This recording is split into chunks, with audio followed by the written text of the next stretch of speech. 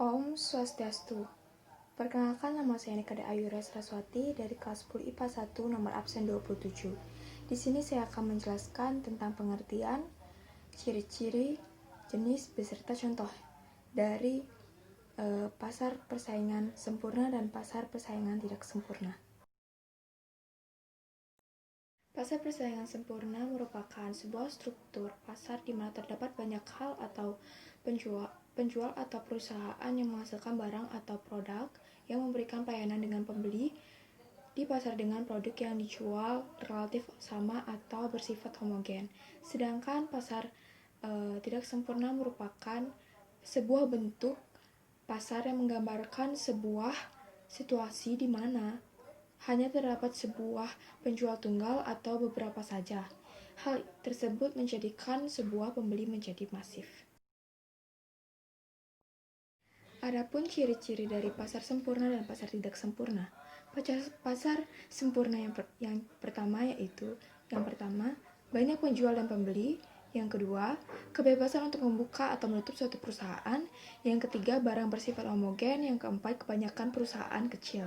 Sedangkan perusahaan tidak sempurna yang pertama adalah harga dapat ditentukan oleh penjual. Yang kedua, tidak berhubungan dengan pemerintah. Yang ketiga, terdapat tidak keseimbangan antara penjual atau pembeli. Yang keempat, tidak mudah masuk dalam pasar. Adapun jenis dari pasar tidak sempurna yang pertama yaitu pasar monopoli. Pasar monopoli adalah suatu keadaan pasar di mana hanya ada satu kekuatan atau satu penjual yang dapat menguasai seluruh penawaran, sehingga tidak ada pihak lain yang menyaingi atau terdapat pure monopoli. Yang kedua, pasar duopoli adalah pasar yang terdapat dua penjual menguasai penawaran sehingga dapat menguasai harga barang. Yang ketiga yaitu pasar oligopoli adalah suatu keadaan pasar di mana terdapat beberapa produsen atau penjual menguasai penawaran baik secara independen maupun secara diam-diam bekerja sama. Yang keempat, pasar monopolistik adalah pasar yang terjadi bila dalam suatu pasar terdapat banyak produsen tetapi ada diferensi produk.